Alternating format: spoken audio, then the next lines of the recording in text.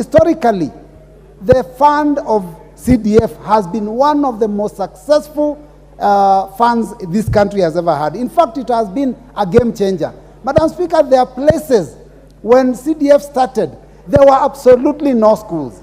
And CDF put up schools. Madam Speaker, there were chiefs that had no offices. CDF put up those chiefs' offices. Madam Speaker, I can tell you that even when CDF started, because at that time, it was even dealing with issues to do with dispensaries and healthcare. Madam Speaker, there are so many dispensaries that were put up under CDF that if they were not put up then, even the county governments today would probably never have reached that level. So, Madam Speaker, this is a game changer. And, Madam Speaker, the most interesting thing to note is that CDF does not have a lot of money. Financially, every year, it's just about 100 million per constituency.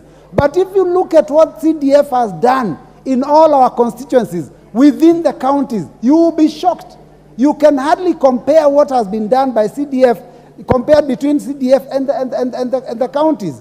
It is incredible. I do not know what magic that CDF committees do, because, Madam Speaker, we as members of parliament are not part of CDF. In fact, one of the reasons that people have keep going to is because they believe that members of parliament are the ones that control CDF. Madam Speaker, members of parliament are far removed from CDF. And, Madam Speaker, you will notice this, that one of those things that we have changed so that we make sure that members of parliament are not involved is to ensure that we remove the oversight committee, which was chaired by a member of parliament, which was part of what was going to oversee what was happening in CDF. Madam Speaker, that makes sure that members of parliament are no longer directly involved. But you know, Madam Speaker, one of the responsibilities of MPs is to oversight. So even without that committee, members can go and look at what is being done and make sure that there is prudent use of those resources in their regions before they can actually do that work at the national level. So, Madam Speaker, this bill seeks to amend various provisions of the NGCDF Act of 2015, which has been challenged in court, and to ensure that we align it with the Constitution. And, Madam Speaker, also to ensure that there is no conflict at all between the national government projects and the county government projects. So, one of the proposals is to ensure that this fund is for the exclusive use in national government projects, as spelled out in Schedule 4 of the Constitution of Kenya 2010. That is to make sure that whatever this fund can be used to do does not in any way conflict with what the governors and the county governments are doing, so that there's no duplication. You don't put money in a project and the county is also doing the same project. That has made sure that there is complete separation, so that that problem, which has ended up many times in court, is averted. Madam Speaker, there is also other amendments that have been very critical and important. One of which, Madam Speaker, is to deal with the current situation of climate change.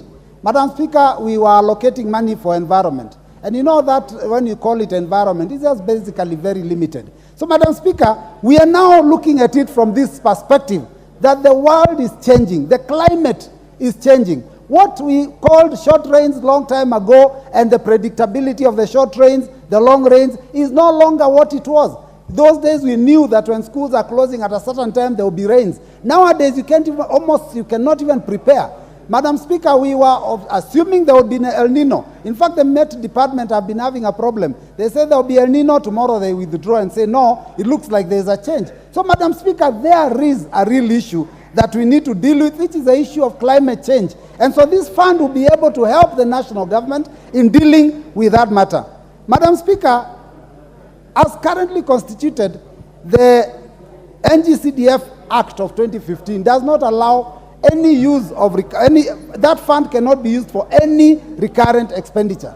But, Madam Speaker, in support of the national government program of making sure that we send ICT hubs in all the regions in the country, and to ensure that there is connectivity, Madam Speaker, one of the requirements for these ICT hubs to work is electricity.